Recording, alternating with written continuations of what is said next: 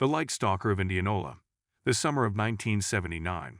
I lived in a small town just north of Indianapolis called Indianola. Many of the people in this town had lived in Indianola most of their lives. My family had resided on the same street since before I was born. A tree-lined boulevard with large lots, most of the homes set back at angles from the street. At age 21, I had known every neighbor on our block for years.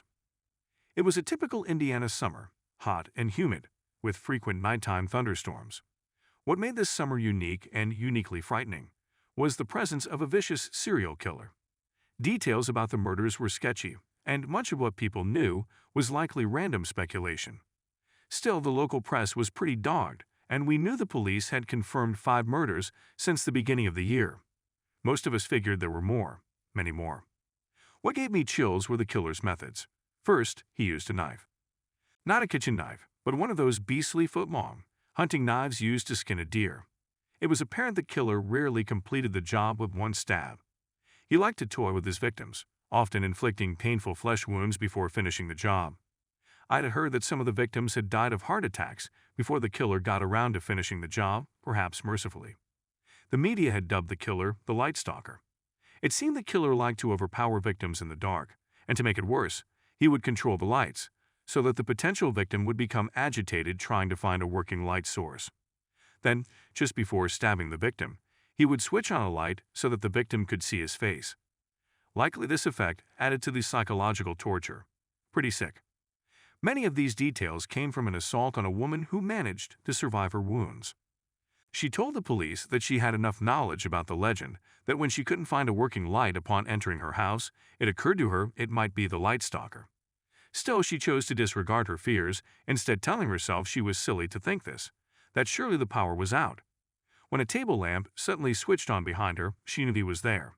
She tried to run, but at this point was so terrified her feet became glued to the floor. All the evening news stations ran the same footage, her lying in her hospital bed, head wrapped in gauze and her eyes swollen shut. She described how she had learned somewhere if you are ever attacked by a wild animal, to let yourself go completely limp and play dead, which she did by falling to the floor after he sliced open her scalp and stabbed her in the belly. She said she went lifeless, hoping he would stop the assault, but how she managed to stay still with multiple stab wounds is beyond me. Listening to her description on the news was horrifying. She said it was the worst moment of her life. I can only imagine.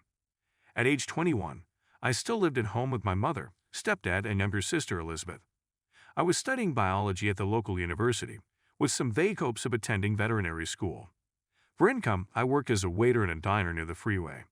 Because I was 21, I could legally serve the customers cocktails, mostly beer and wine. I am pretty sure serving alcohol improved the tips, and on some evenings, I came home with over $100 in my pocket. Not bad for someone with questionable ambition at this point in his life. Several of my friends from high school were also students at the U, and we liked to get together and party it up. Thursday and Saturday night were our favorite gathering times. We partied often, but on these 2 particular evenings, we liked to ride our motorcycles to a raucous bar near the university called The Lid, listening to music and playing pool or foosball. Both were designated 2-for-1 drinking nights.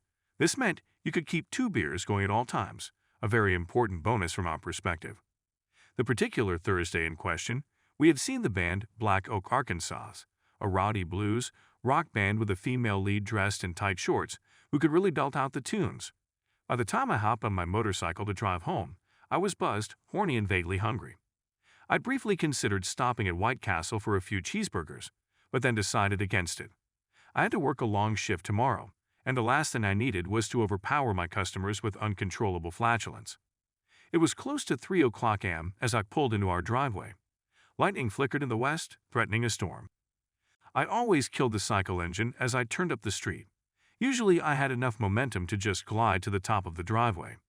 As I dismounted, I noted all the lights were out, including the one above the outside door. Mom usually left that on for me, so I was mildly annoyed to have to stumble through the complete darkness. My perception was just enough off to fear walking into a door jam. I thought about keeping my helmet on, but dismissed the idea quickly. I was too liquored up. After fumbling with my front door key, I saw the door was unlocked. Not unusual. The entryway opened to a split level with 6 steps up and a dozen down, where both my sister and I had bedrooms. I decided to see what was in the fridge and did my best not to bang around as I approached the steps. I noticed a curious odor, something that smelled like wet metal. Odd, but I quickly dismissed it as probably something in the sink, thawing out for a meal the next day. Thunder rumbled in the distance. The storm was getting closer. I began to feel uncomfortable, as if something in the house were slightly off kilter, but my loaded self said just shut up and see what Mom made for dinner. I salivated as I approached the refrigerator, thinking about chewing on a piece of fried chicken or the like, but my hopes were dashed when I saw that dinner had been eggplant surprise. Tasted like dirt? Yuck. Skip it. I turned to head down the steps, my fantasy now turned to nestling my head on the pillow. Mom and Dad often left their bedroom door open and I could see their motionless shapes on their bed as I descended the steps. Geez, so still, are they dead? A random thought quickly dismissed. Besides, I was sure I could detect Mom's soft snore. My sister's room was directly across from mine. Her door was closed, but I thought it might be fun to scare her awake. After all, this was the sister who tormented me endlessly in the same fashion, often jumping from behind the fireplace as I walked by. Boo! I hated it, mostly because she got me every time. I'd show her, don't get mad, get even. Our family mantra. As I opened her door, I vaguely noted her closet door was left open, unusual for her.